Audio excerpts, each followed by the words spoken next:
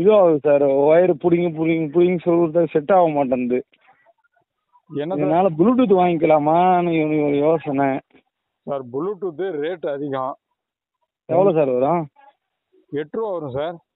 ஐயோ, என்ன சார் சொல்கிறீங்க? ஆமாம்மா, ப்ளூடூத்து கம்மி ரேட்டு கம்மியாக வந்ததுன்னா எல்லாரும் வாங்கிட மாட்டாங்க. ஆ, அதெல்லாம் தங்காதி தங்கமா எல்லாருமே வாங்கினவங்க எல்லாம் 4 வருஷம் 5 வருஷம்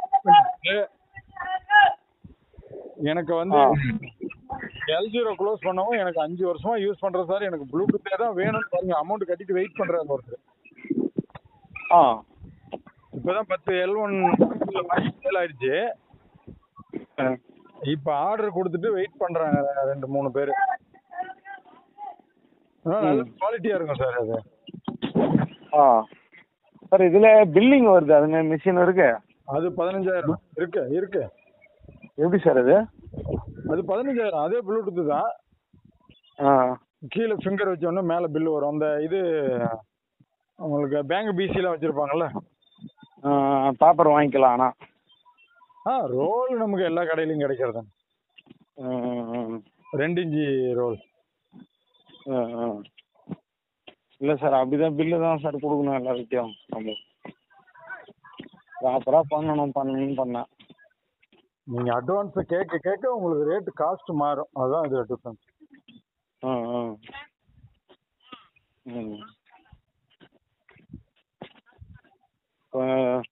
இப்போ நீங்கள் சொன்ன மாரி நம்ம கேபிள் எடுக்கலாம் சார். கேபிள் எடுத்தால் தான் அந்த பிடிங்கி ரொம்ப நாள். இப்போ நான் அதுக்கு முன்னாடி ஈசி சிம் பண்ணும்போது கூட பிடிங்கி சொருகும்போது முதல்ல ஃபஸ்ட்டு ஸ்டார்டிங் நல்லா இருக்கும். கொஞ்சம் நாள் ஆயிடுச்சுன்னா என்ன போகுதுன்னா, மறுபடியும் ஒயர் சொருவி மறுபடியும் அந்த செட்டிங் ஆஃப் பண்ணி மறுபடியும் ஆன் பண்ணி மறுபடியும் ஆஃப் பண்ணி மறுபடியும் ஆன் பண்ணி பண்ணுற வேலையாக இருக்குதுல்ல. ஆமாம்மா, நீங்கள் சொன்ன மாதிரி கொஞ்ச நாள் ஆயிடுச்சுன்னா அந்த லைன் கொஞ்சம், அந்த கேபிள் அந்த காடி கொஞ்சம் பெருசாகிடும். அதே பிரச்சனை தான். ஏன்னா நான் சிம் கார்டு பண்ணும்போதே நான் பார்த்துக்கிறேன். இப்போ இதை நம்ம ஸ்டார்ட் பண்ணிட்டோன்னு வச்சுக்கோங்களேன், நம்ம இப்போ நான் இன்னும் ஸ்டார்ட் பண்ணல. இப்போ தான் நம்ம ஈஸிலாம் பண்ணுறோம். ஈஸிலாம் ஏற்கனவே பண்ணிக்கிறோம் ஊரில். இந்த ஆன்லைன் ப்ராசஸ் ஒரு பக்கம் கற்றுக்குன்னுக்கிறேன். இப்போ நான் ஒரு பக்கம் அந்த வேலையாக இருந்தேன்னா எங்கள் ஒய்ஃபு இப்போ பண்ணுறாங்கன்னு வச்சுக்கோங்களேன் பிசிஏ. இப்போ நம்ம ஆள் இல்லைன்ற பட்சத்தில் அந்த ஒயர் ஒர்க் ஆகலாம், கொஞ்சம் கடுப்பாயிடும். இல்லை, அதுவும் நம்ம நண்பர் ஒருத்தர் சொன்னார் சார், ஒயர் ரிப்பேர் ஆயிடுச்சுன்னா அந்த ஒயரை பிடிக்கிறதுக்கு ஒரு ஆள், ஆப்ரேட் பண்றதுக்கு ஒரு ஆள், அவங்க ஃபிங்கர் வைக்கிறது ஒண்ணு, மொத்தம் 3 பேர் வேலை செய்ய வேண்டியது சார். அதனாலயே எனக்கு நீங்க இந்த ப்ளூடூத் கொடுங்கன்னு வாங்கினாரு ஒருத்தர். அப்போ ஒயரை வந்து நல்லா ப்ரெஸ் பண்ணி போன்ல ஒரு ஆள் அழுத்தி பிடிச்சிக்கிட்டு இருந்தாதான் ஒர்க் ஆகுது. ஏன்னா இது வந்து எங்க இந்த ப்ளூடூத் வச்சுன்னா குறிப்பிட்ட தூரம் ஒர்க் ஆகும். வருவாங்க, பாட்டு கை வைப்பாங்க, கேஷ் ஒருத்தர பண்ணின்னு போயினே இருக்கலாம். உண்மைதான். அதுதான் சொன்னார் ஒருத்தர், தருமபுரிக்காரர் ஒருத்தர். ஆல்ரெடி கடை வச்சிருக்கிறதுனால கஸ்டமர் வந்துகிட்டு தான் இருக்காங்க. ஆல்ரெடி நம்ம ஜெராக்ஸ் போடுறோம் சார். நான் என்ன கேட்டு கிடக்குறாங்க சார் நிறைய பேர், இது மாதிரி பண்றதுக்கு. நான் உனக்கு 4 விஷயம் தெரியுது, நீ கம்முன்னு கிடக்குறேன்னு. அதான் சார், அது என்னன்னா இப்போ மந்த்ரா பெஸ்ட்டா மார்பா பெஸ்ட்டா சார்? சார் ஒவ்வொருத்தரும் ஒருத்தருக்கு யூஸ் சார். ஒருத்தர் மந்த்ரா தான் பெஸ்டா இருக்குதுங்க பாருங்க. இப்போ ஒருத்தர் மார்போக்கு ஆர்டர் கொடுத்துருக்காரு. 4 வருஷமா யூஸ் பண்ற மார்போ நம்பர் 1 மிஷின் சார், எனக்கு அதையே கொடுங்கன்னு அதுதான் கேட்டிருக்காரு. பணம் கட்டிருக்காரு. மார்போ எவ்வளவு சார் வரும்? மார்போ 3,850 வருது சார்.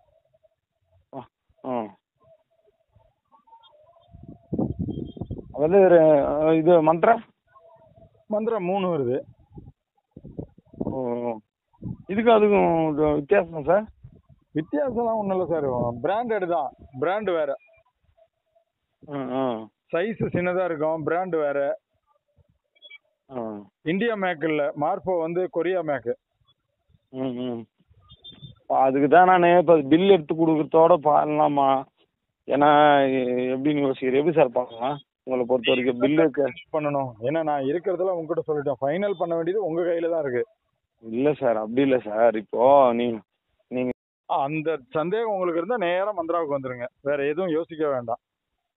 ஓஹோ, இல்லை நான் டெஸ்ட் பார்க்கணும் சார், இப்போதான் பிகினிங் ஸ்டேஜ், எனக்கு எப்படி இது பிக்கப் ஆகுதுன்னு தெரிஞ்சுக்கணும், நேராக மந்த்ராவுக்கு வந்துருங்க. ஓட்டுங்க ஒரு 6 மாதம். ஓ, நல்லா பிக்கப் ஆயிடுச்சுன்னா அடுத்த ஸ்டெப்புக்கு போங்க, இல்லைன்னா இதையே வச்சு ரன் பண்ணுங்க, அவ்வளோதான். அதுல சந்தேகமே வேணாம் உங்களுக்கு. அந்த சந்தேகம் வந்துருச்சுன்னா ஃபர்ஸ்ட்ல இருந்தே போயிடுங்க. சந்தேகம் இல்லை சார். இதே நான் ஈசி சிம்மில் பட்டுட்டேன் சார். ஜியோ சிம் ஆக்டிவேஷன் பண்ணேன் ஒருத்தருக்கு. முதல் டைம் ஃபிங்கர் டிப் வைக்கும்போது ஒன்றும் பிரச்சனை இல்லை.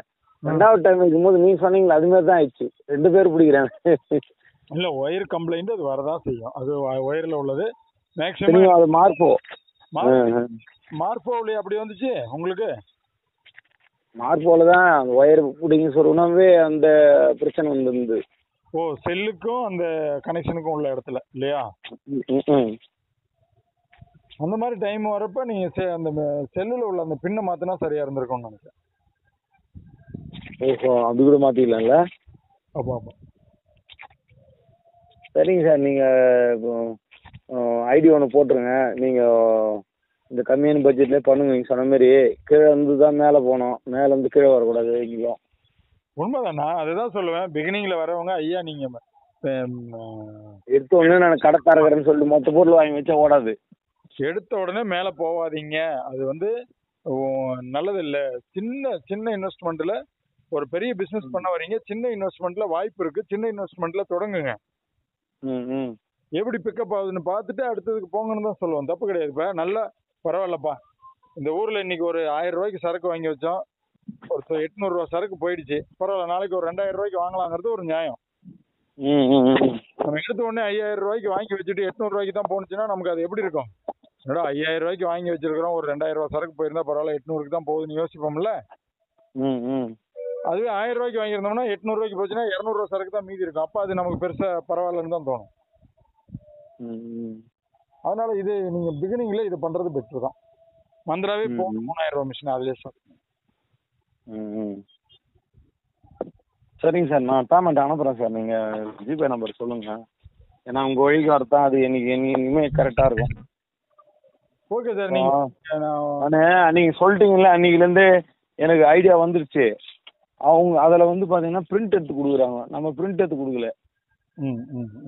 அது ஒரு சில பில்லுப்பா அப்படின்னு கேட்பாங்களான்னு யோசிக்கிறேன். அதெல்லாம் கேட்க மாட்டாங்களா? இல்லை, அதுதான். இல்லை இல்லை, நீங்கள் அது மாதிரி பண்ணலாம்னா பண்ணலாம். நீங்கள் வந்து இப்போ தான் பிகினிங்கு, இல்லை கொஞ்சம் பிகினிங்கில் வரேன் சார், கொஞ்சம் எப்படி வருமானம் இருக்குன்னு பார்த்துட்டு பண்ணலான்னு ஐடியா வந்துருச்சுனாவே நீங்கள் மந்திராவுக்கு தான் வந்துடணும்.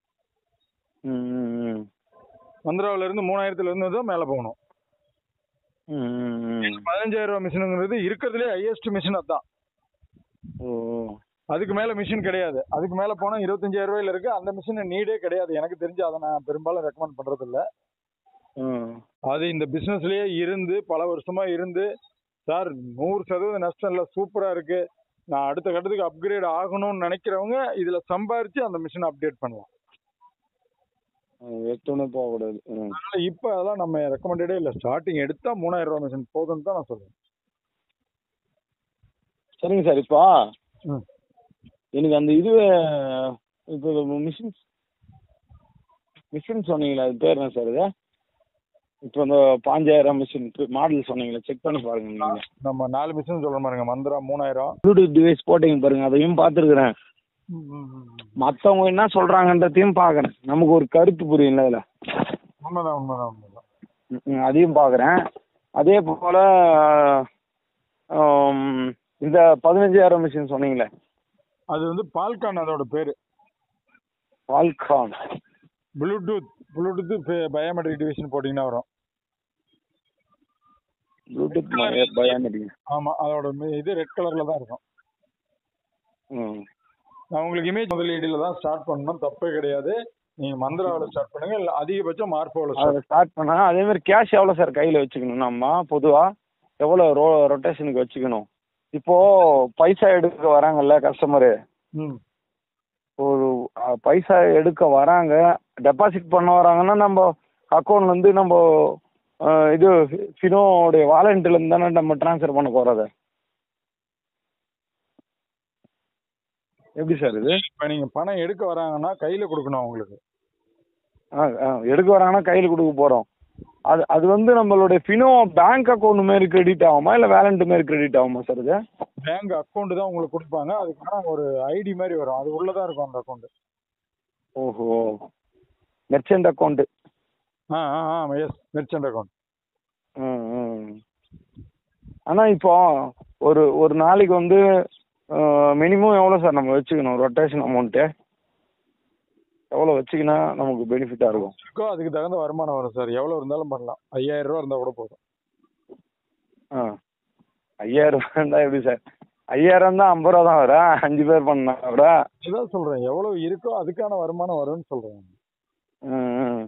இதுல 50 ரூபா 50,000 ரூபானா ஒரு 500 ரூபா வரும். இதுல 100% நஷ்டம் கிடையாது. லாபங்கிறது நிறைய காரணிகள் இருக்கு. இன்வெஸ்ட்மெண்ட், மக்கள் தொகை, நம்ம போடுற உழைப்பு, நம்ம கடை வச்சிருக்கிற இடம், எல்லாம் பொறுத்து தான் வரும். சரிங்க சார், நான் உங்களுக்கு ஜிபே பண்றேன். நீ வாட்ஸ்அப்ல போட்டுருவேன், நம்பர் போட்டுருவேன்.